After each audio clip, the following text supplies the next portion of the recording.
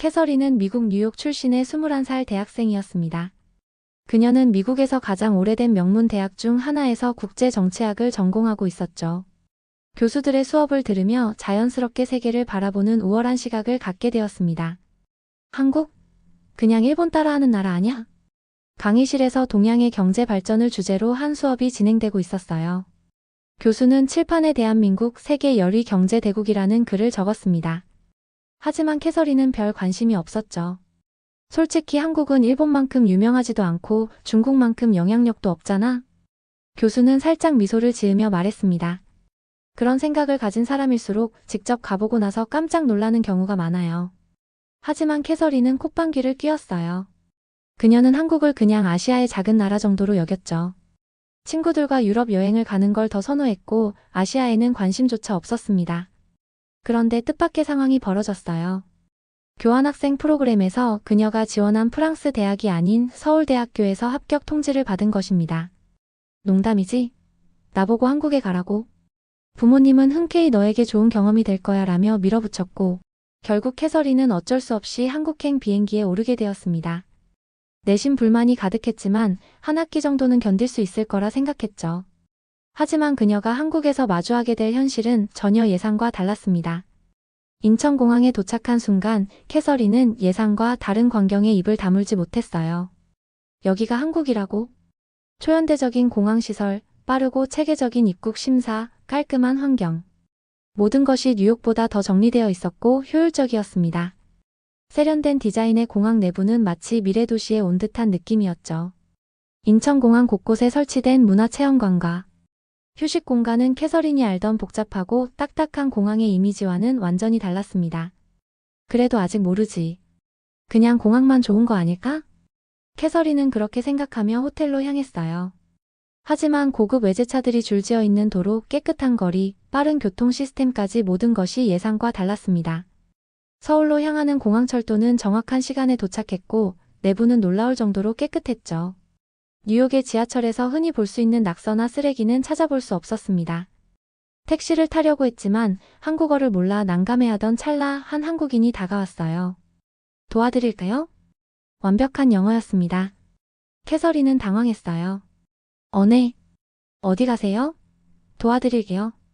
그녀는 조금 당황하며 목적지를 말했고 한국인은 친절하게 번역 앱을 켜서 도와주었습니다. 그 사람은 캐서린이 택시를 타는 것까지 친절하게 도와주었고 아무런 대가도 바라지 않았어요. 뭐야 한국 사람들 이렇게 친절한 거야? 도착한 호텔에서도 직원들은 정중하게 영어로 안내했고 그녀는 처음으로 한국에 대한 선입견이 조금씩 흔들리는 걸 느꼈습니다. 호텔 창문을 통해 바라본 서울의 야경은 뉴욕 맨해튼 못지않게 화려했죠. 서울대학교에서의 첫 수업. 캐서린은 자신만만하게 강의실에 들어갔습니다. 내가 여기서 가장 똑똑하겠지. 하지만 첫 강의에서부터 그녀는 큰 충격을 받았어요. 국제경제학 수업에서 한국 학생들의 수준은 예상을 뛰어넘었습니다. 도쿄대학에서 발표한 아시아 경제 모델과 비교하면 한국의 경제 성장 패턴은 독특한 특성을 보입니다. 네, 그리고 하버드에서 발행한 최근 논문에 따르면 한국의 경제 성장은 한국 학생들이 세계 유수의 대학 논문을 자유롭게 인용하며 토론을 벌이고 있었어요. 그리고 놀랍게도 그들은 영어로도 완벽하게 대화를 나누고 있었습니다. 캐서린은 자신이 뉴욕의 명문대를 다닌다는 자부심이 순식간에 무너지는 것을 느꼈죠. 이건 예상 못했는데. 수업이 끝난 후 기숙사로 돌아가는 길에 캐서린은 학교 근처 식당에 들렀습니다. 스마트폰 하나로 모든 주문이 끝났고 배달 음식이 단 몇 분 만에 도착했어요. 뉴욕에서는 1시간 걸리는데 여기선 이렇게 빨리? 마트에서는 신용카드조차 필요 없었습니다. 휴대폰 하나로 모든 결제가 끝났어요. 심지어 작은 노점상에서도 디지털 결제가 가능했죠. 한국이 이렇게 발전한 나라였어? 캐서린은 점점 더 혼란스러워졌어요. 그녀가 알던 한국의 이미지와 실제 한국의 모습 사이에는 큰 괴리가 있었죠. 밤이 되자 건물마다 화려한 조명이 켜지고 거리는 활기로 가득 찼습니다. 새벽 2시인데도 불구하고 편의점과 식당들은 여전히 문을 열고 있었고 거리에는 사람들이 안전하게 돌아다니고 있었어요. 어느 날 캐서린은 밤늦게까지 서울 거리를 구경하다가 길을 잃었습니다. 인사동에서 북촌한옥마을로 가는 길을 헤매고 있었죠. 스마트폰 배터리는 이미 방전되었고 주변에는 아는 곳이 하나도 없었어요. 어떡하지? 그때 한 할머니가 다가왔습니다. 70살쯤 되어 보이는 할머니는 걱정스러운 표정으로 캐서린을 바라보았어요. 괜찮아? 어디 가려고 해? 캐서린은 영어로 말했지만 할머니는 알아듣지 못했어요. 하지만 할머니는 스마트폰을 꺼내 번역기를 사용하며 길을 찾아주었습니다. 캐서린은 할머니의 나이에 스마트폰을 능숙하게 다루는 모습에 또 한 번 놀랐어요. 그리고는 작은 주먹밥과 따뜻한 차까지 내밀며 웃었죠. 너무 늦었어. 조심해. 할머니는 택시를 잡아주고 기사에게 직접 캐서린의 숙소 위치를 설명해 주었습니다. 낯선 나라에서 이런 따뜻한 도움을 받은 캐서린은 순간 울컥했어요. 이런 친절함은 처음이야. 뉴욕에서는 길을 잃은 외국인에게 이렇게 친절하게 대해주는 사람을 찾기 힘들다고 생각했죠. 택시 안에서 캐서린은 창밖을 바라보며 생각했습니다. 한국 사람들은 왜 이렇게 친절할까? 내가 지금까지 한국에 대해 너무 오해하고 있었던 건 아닐까? 다음 날 캐서린은 수업 중에 자신의 경험을 이야기했고 한국 학생들은 당연하다는 듯이 웃으며 말했어요. 우리나라에서는 그렇게 하는 게 자연스러운 일이에요. 외국인이든 내국인이든 어려움에 처한 사람을 돕는 건 당연한 거죠. 대학 프로젝트에서 캐서린은 한 한국 남학생과 팀을 이루게 되었습니다. 국제경제학 수업에서 시작된 2달간의 프로젝트였죠. 안녕하세요. 잘 부탁드립니다. 키가 크고 단정한 분위기의 남학생이었어요. 민준이라고 했습니다. 처음엔 별 기대가 없었지만 민준은 완벽한 영어를 구사하며 글로벌 기업에서 인턴 경험까지 쌓은 엘리트였어요. 미국 남자들은 보통 팀 프로젝트 안 도와주는데 너는 다르네. 한국에서는 팀워크가 중요해요. 혼자서는 할 수 없는 일도 함께하면 가능하니까요. 민준은 논리적인 분석뿐만 아니라 운동도 잘했고 심지어 군대까지 다녀온 경험이 있었습니다.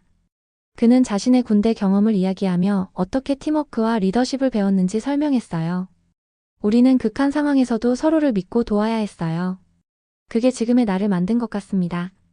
프로젝트를 위해 도서관에서 밤늦게까지 공부하던 어느 날 캐서린과 민준은 함께 귀가하게 되었어요.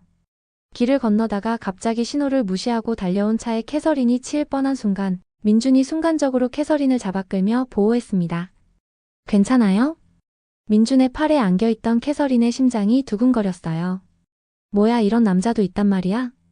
그날 이후 캐서린은 민준을 다른 시선으로 보기 시작했습니다. 그는 단순히 똑똑하고 성실한 학생이 아니라 책임감 있고 따뜻한 사람이었어요. 프로젝트를 진행하면서 캐서린은 민준의 가족 이야기도 들었습니다. 그의 아버지는 회사를 운영하면서도 매주 봉사활동을 했고 어머니는 대학 교수로 일하며 사회적 약자를 위한 프로그램을 운영했죠. 민준은 그런 부모님의 영향을 받아 자랐다고 말했어요.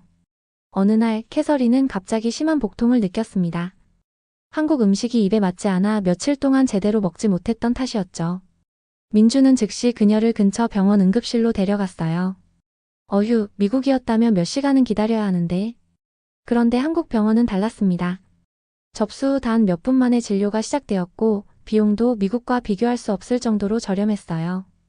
의사는 유창한 영어로 캐서린의 상태를 설명해 주었고 간호사들도 친절하게 대해 주었습니다. 이게 말이 돼? 미국에서는 이 정도 치료받으면 적어도 $1,000는 나올 텐데. 이번 치료가 필요하다는 의사의 말에 캐서린은 걱정했지만 민준은 그녀를 안심시켰어요. 걱정 마세요. 한국의 의료 시스템은 세계적으로 우수하고 비용도 합리적이에요. 입원실은 마치 호텔 같았습니다.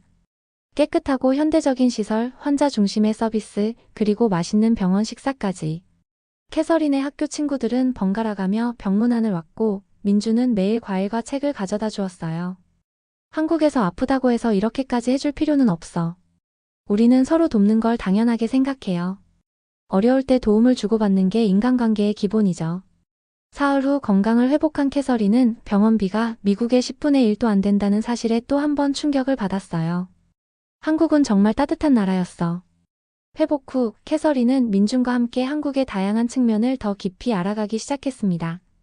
민준은 자신의 군 복무 경험을 더 자세히 이야기해 주었어요. 한국 남자들은 모두 약 2년간 군대에 가요. 국가를 지키는 건 우리의 의무니까요. 캐서린은 한국의 징병제와 군 문화를 알게 되며 한국 남성들이 얼마나 강한지 깨닫게 되었습니다. 미국 남자들은 군대도 안 가는데 한국 남자들은 정말 강하구나. 그리고 한국의 기술력과 경제력에 대해서도 새롭게 배웠어요.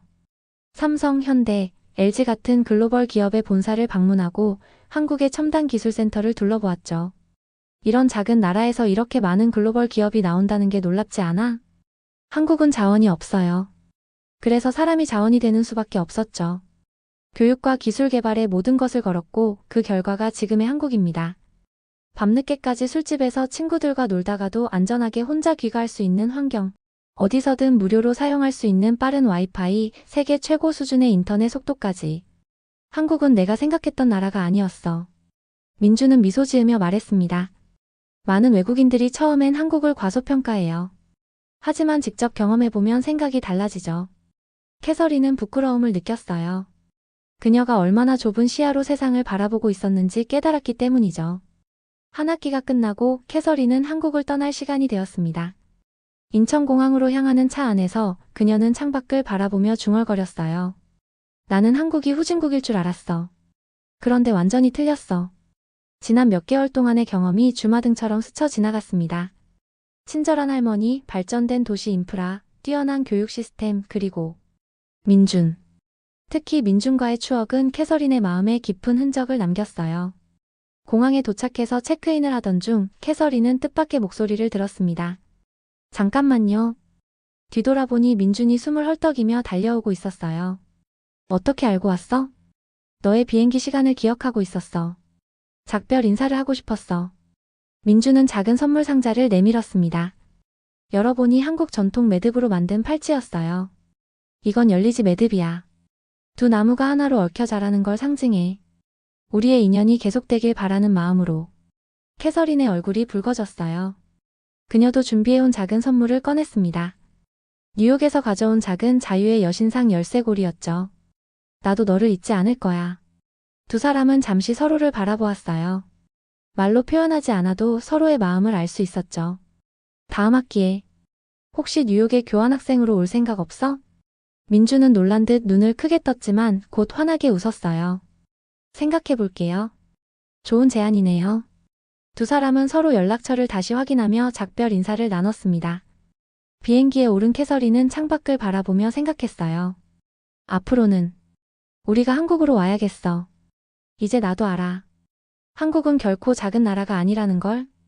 그녀의 손에는 민준이 준 팔찌가 단단히 매여 있었고 그녀의 마음속에는 한국에서의 추억이 깊이 새겨져 있었습니다.